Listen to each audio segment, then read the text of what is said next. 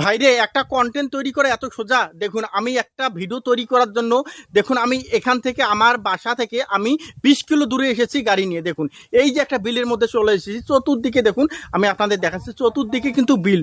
তো এখানে দেখতেছেন যে কোনো কিন্তু এখানে কি নেই, মানুষ নেই। তো আমরা এখানে আসি, দেখুন এই যে এখানে আমি দেখাচ্ছি, এই দেখুন কত সুন্দর রাস্তাটা দেখতে পাচ্ছেন। ওই যে আমার বাইকটা দেখা যাচ্ছে ওখানে, দেখুন ওই যে আমার বাইকটা। তো এই যে বাইক ওখানে রেখে দেখুন আমরা এই পরিবেশে এসে ভিডিও তৈরি করি।